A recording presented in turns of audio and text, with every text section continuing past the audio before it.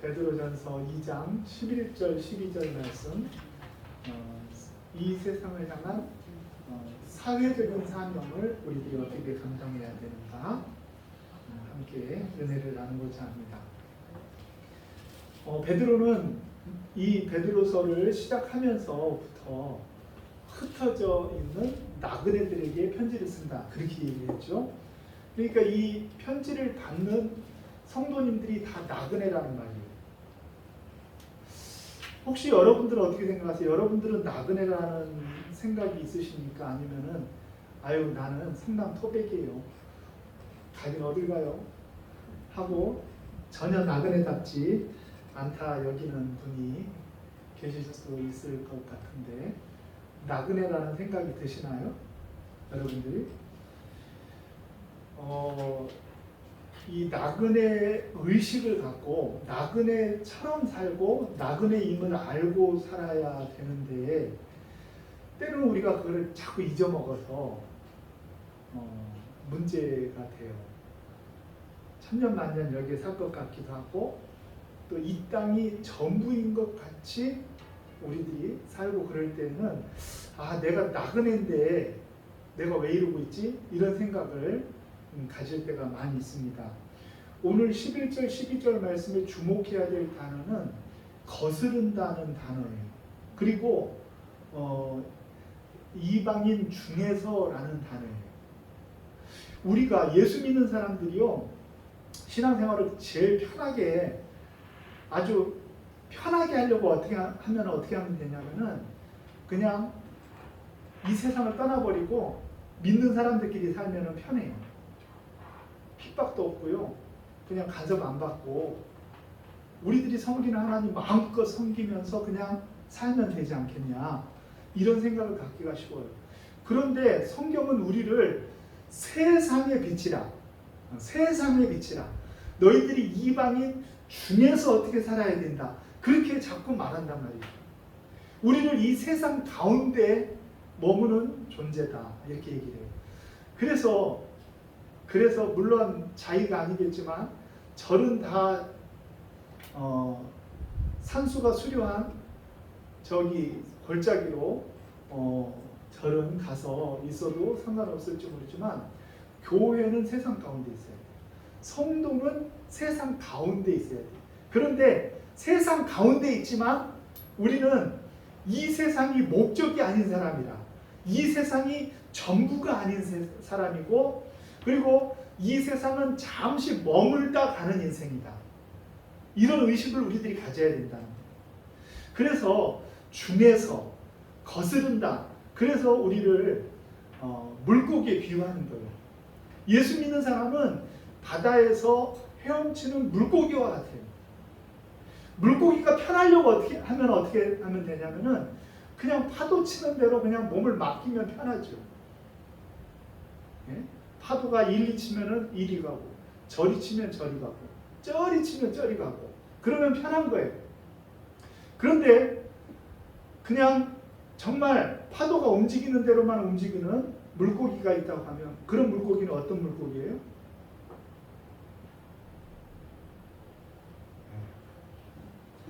정보가 안 샜군요. 이르그레베 때도 얘기했는데, 죽은 물고기예요. 죽은 물고기는요, 그냥 파도가 움직이는 대로 그냥 따라 움직이죠. 저항이 없기 때문에 물결이 일어나지도 않고요, 힘도 들지 않아요. 그리고 그런 물고기는요, 그 물의 염도에 자기도 이제 잠기고 마는 거죠. 살아있는 물고기는 회쳐 먹으면은 절대 짜지가 않습니다. 괜히 먹을 거 얘기해가지고 목사님 배고픈데 그러지 마시라고. 그런데 우리들이 이 세상을 전부가 아니라고, 우리는 나그네라고 이야기하면서도요, 사실은 나그네처럼 살지 않을 때가 많이 있는데, 그럴 때 우리들은 정신을 바짝 차려야 돼요. 내가 이 땅이 전부인 것처럼 살고 있네, 이런 생각이 들면은 바로 베드로서를 펴고, 나는 흩어진 나그네지, 나는 거류민과 이방인 같은 존재지, 이런 생각을 가져야 되는 거예요. 그 의식을 가져야지만 대사회적인 올바른 사람이 될 수가 있는 거죠. 우리들이 이 땅에 거하면서 그 나그네로 산다는 의식을 갖는 사람들은요, 좀 달라요. 저희가 외국에서 좀 생활해봤잖아요. 또 외국에 무슨 이민 가서 사는 게 아니라 잠시 머물다가 이제 이동할 생각을 하기 때문에 어디 가면은 가구부터 고르고 뭐 좋은 무슨 소파 고르고 이러질 않아요. 맨 처음에 가는 날은 항상 식탁이 뭐냐고 하면은 신문지예요. 광고 전단지를 깔고 밥을 먹어요. 그런데 그게 이상하지가 않아요. 왜냐하면은 이게 어디서 중고로 사서 대충 지내고 그러다가 그냥 버리고 와도 안 아깝고 누구 주고 와도 이렇게 불편하지 않을 것 정도로 우리들이 준비를 하잖아요. 그래가지고 밴쿠버에 3개월 지낼 때는 고용원 전사님 알죠?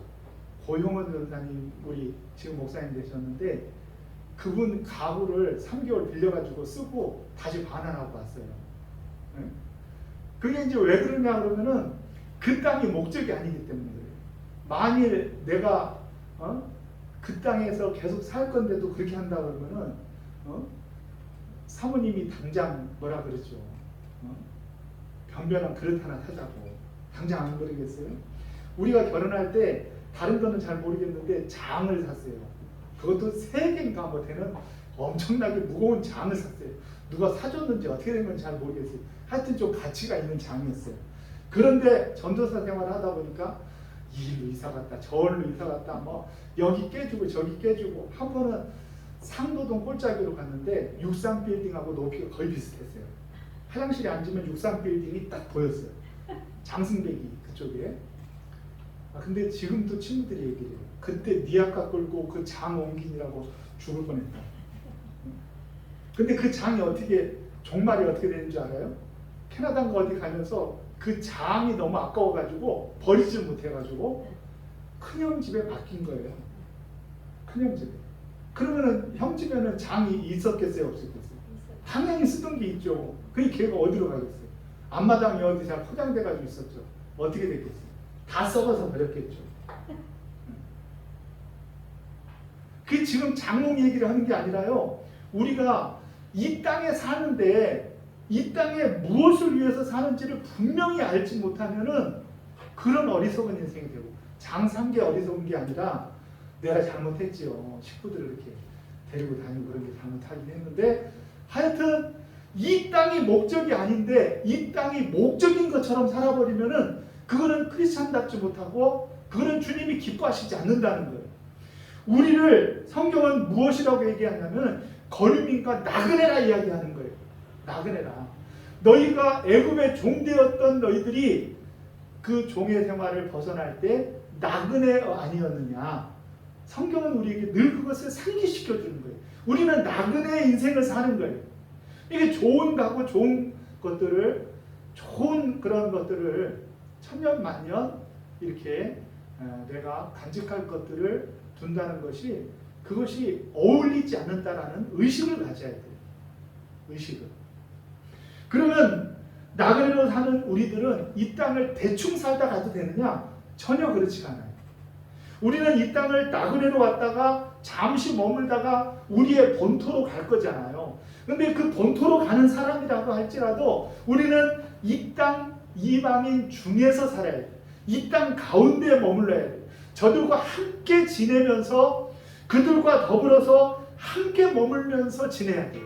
물을 떠나서는 안 돼요. 산으로 가서는 안 돼요. 우리끼리만 모여서도 안 돼요. 우리는 세상으로 흩어지는 존재가 돼야 돼요. 그래서 제가 우리 노예에 그런 교회가 있다 그랬잖아요. 흩어지기 위하여 모이는 교회. 교회 이름이 그래요. 그분 철학이 나는 그분을 정확하게 모르지만 많이 교제해보진 않았지만 그 목사님 생각은 교회는 모였을 때 승부가 아니라 흩어졌을 때가 진짜 승부라는 거예요. 모였을 때는 목검으로 싸우는 거다 그랬잖아요. 제가 목검으로 싸우는 거예요. 교회에서는 죽기 살기로 싸우면 안 돼요. 교회는 목검으로 훈련하는 거예요. 교회 속에서는 내가 얼마나 손해보고도 가슴 아프지 않을 것인가를 훈련하는 거예요.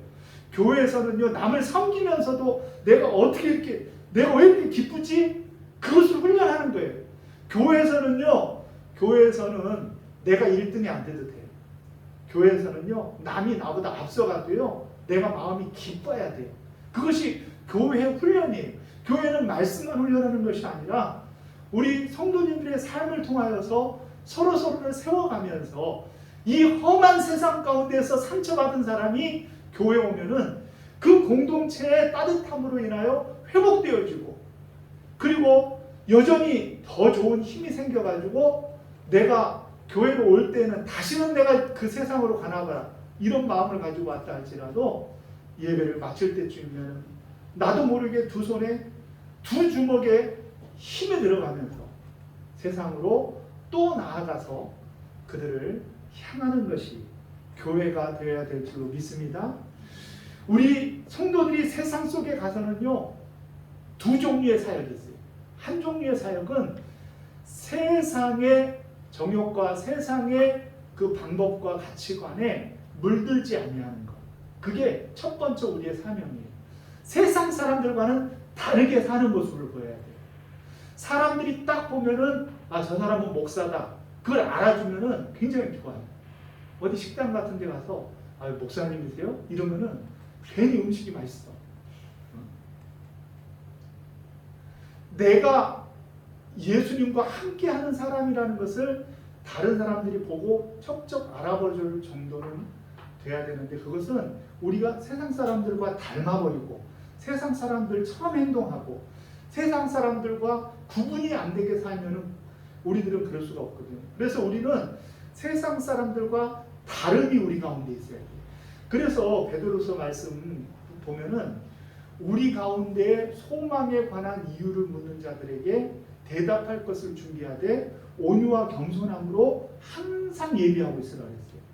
그러니까 우리에게 소망을 묻는다는 자체가 뭐냐고 하면은 어려운 문제, 세상에서는 도저히 풀 수 없는 문제, 세상 사람들은 알 수도 없는 문제, 세상이 골치 아픈 문제들을 우리에게 가져온다는 것은 우리가 다르다는 것을 얘기하는 거예요. 그 다름이 우리의 첫 번째 사명이에요. 두 번째는 적극적으로 이 세상을 변화시키는 능력이 우리 가운데 있어야 돼요. 세상을 변화시키는 사람, 그런 존재가 우리 성도들이에요. 교회가 그 일을 감당을 해야 돼요. 세상은 이익을 위해서만 향하여 가게 되어 있고요, 자기들의 이익, 자기 집단의 이익만을 추구하게 되어 있어요. 크리스천 국가라고 할지라도 마찬가지. 똑같아요. 예수 잘 믿는 사람들, 개인이라고 할지라도 세상 사람들과 방불하여 다르지 아니하면은 그들의 생각에 사로잡혀서 똑같이 살 수밖에 없어요. 우리 한국 사회를 요즘 무슨 이슈들이 많이 있잖아요. 그런 걸 보면서 하나같이 어디를 파보면은 선하고 아름다운 것들이 아니라 어떻게 저럴 수가 있지? 뭐 조폭도 아니고 이런 일이 있을 수 있을까? 이런 생각들이 들잖아요. 이상해요. 세상의 생리는 자체가 뭐냐고 하면은 깊이 들어가 볼수록 사람의 부패함만 드러나 있는 것이, 그것이 세상의 모습이에요.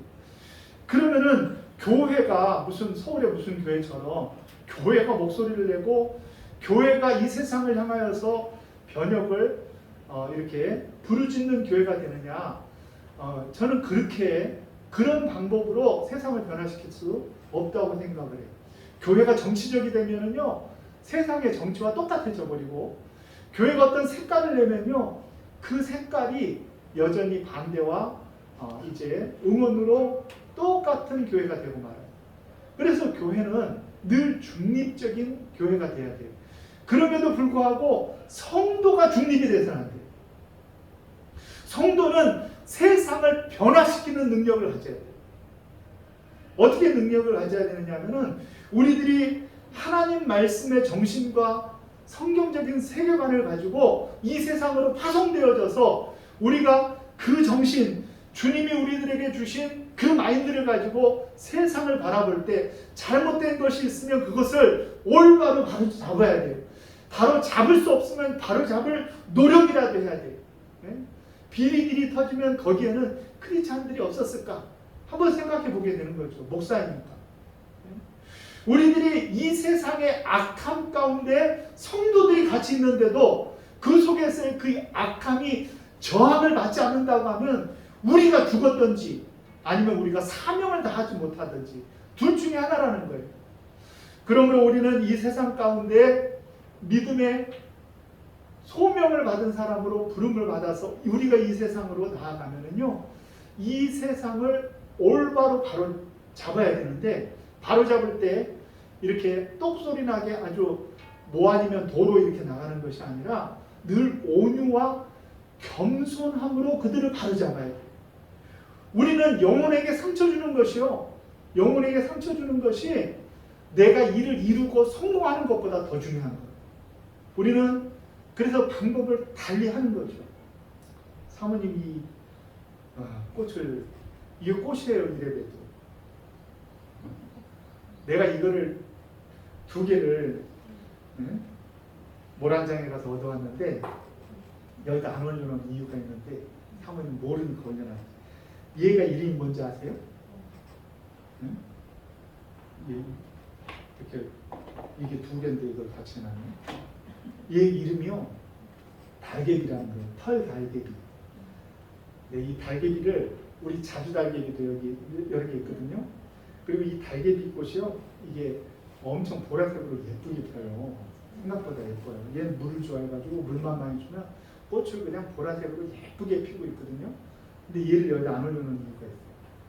장모님이 옛날에 젊은 시절에 이 달개비 때문에 고생을 엄청 하셨대요.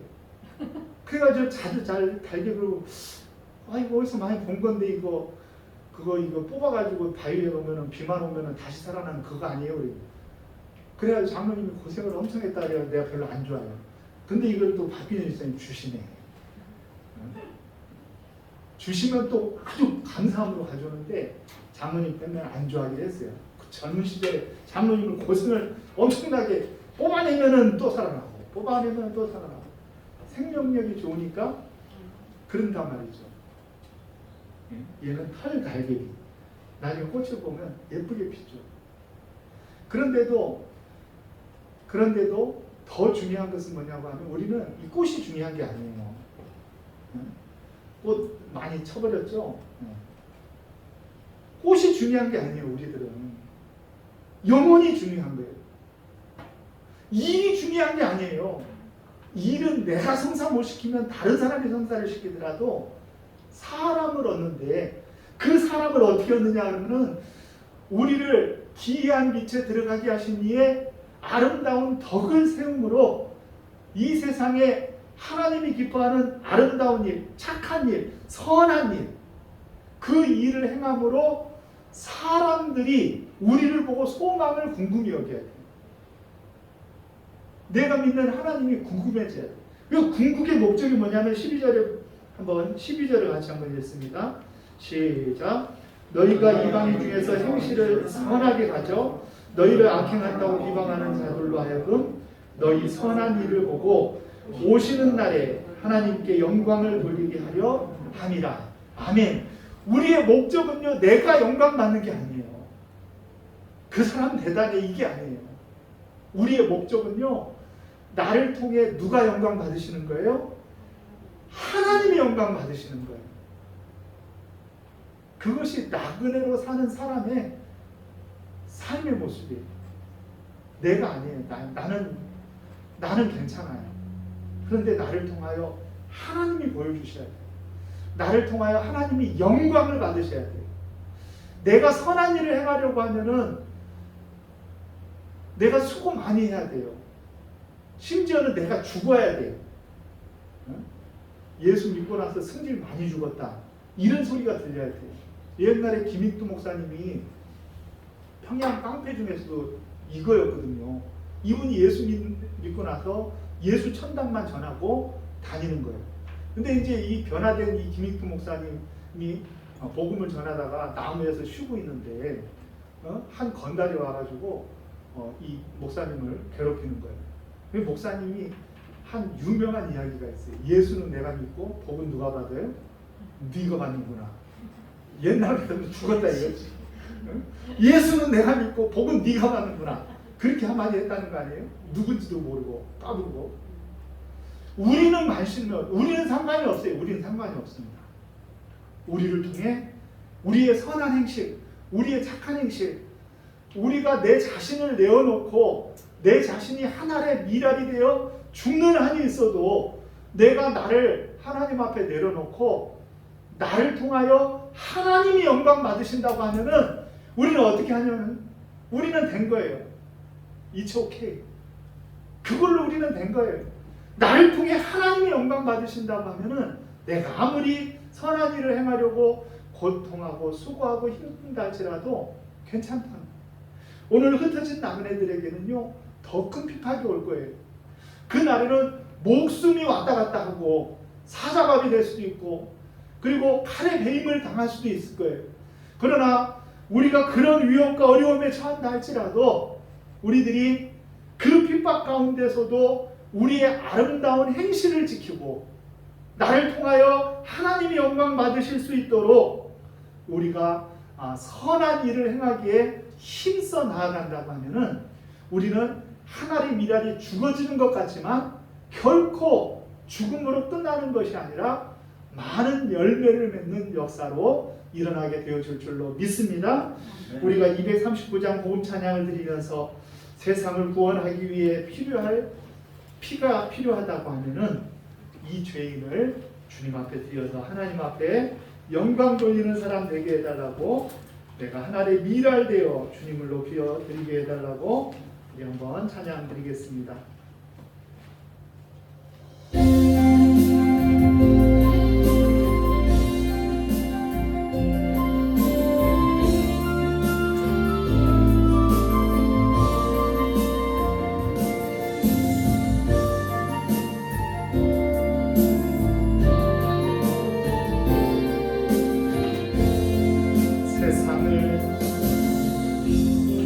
세상을 구원하기 위해 흘려야 할 피가 필요하다며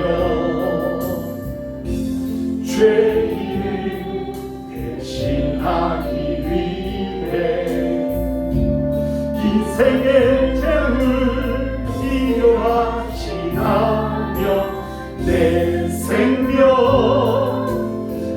단 위에 드리니 주 영광 위에 사용하소서. 생명이 또 다른 생명 낳고 주님 볼 수 있다면 나의 삶과 죽음도 아낌없이 드리니 죽어야 다시 사는 주의 말씀 믿으며 하나님의 열매로 썩어지니 예수님처럼 살아가게 하고 자리에서 일어나셔서 길 잃어 지친 양을 길 잃어 지친 양을 찾아 마음 상해 한 영혼 찾아 아파하는 예수님 말을 주소서. 십자가 온 세상 위한 그 희생 눈물로 그 길 가게 하소서. 생명이 또 다른 생명 낳고 주님 볼 수 있다면 나의 삶과 죽음도 아낌없이 드리니 죽어야 다시 사는 주의 말씀 믿으며 하나님의 열매로 썩어지니 예수님처럼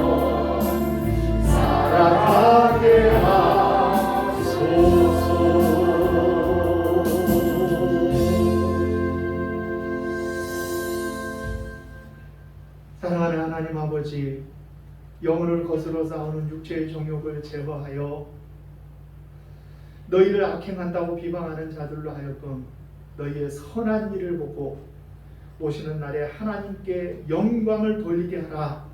베드로가 우리들에게 주시는 귀한 말씀을 마음에 새깁니다. 이 땅 아버지 하나님, 내가 높임받고 또 아버지 하나님, 내가 이 땅에서 아버지 하나님 좋은 것 누리고, 그리고 아버지 하나님 이 땅의 아름다운 것들에 취해 살면서 하나님이 기뻐하시고 하나님이 원하시는 영혼을 향한 마음들을 저희들 놓쳐버리지 않도록 주께서 은혜 베풀어 주시기를 원합니다. 우리 사랑하는 교회 성도님들, 말씀으로 무장하여 세상으로 파송되오니 가서 세상과 더불어 지낼 때 그곳에서 믿는 자의 아름다운 모범이 있게 하시고 하나님의 덕을 세우며 하나님이 기뻐하는 선한 행실로 이 세상의 부패와 악함과 거짓을 물리치고 하나님이 기뻐하는 선한 역사를 이루어가는 우리 사랑하는 교회 성도님들 되게 하여 주시옵소서.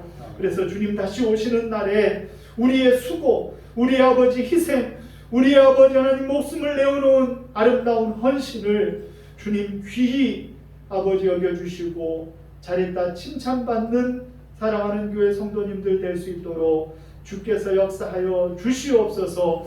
이제 우리 주 예수 그리스도의 은혜와 하나님 아버지의 사랑하심과 성령님의 감화 감동 위로 교통 역사하심이 주 앞에 나와 이 땅을 나그네로 살며 아버지 본향을 향하여 우리의 마음을 두고 이 땅 가운데 살아가기로 다짐하고 일어서는 사랑하는 성도님들 머리머리 위에와 저들의 가정과 자녀들 위에 하시는 사업과 일터 위에 우리 사랑하는 교회와 이 나라의 민족 세계 열방 위에 이제로부터 영원토록 함께 있을지어다. 아멘.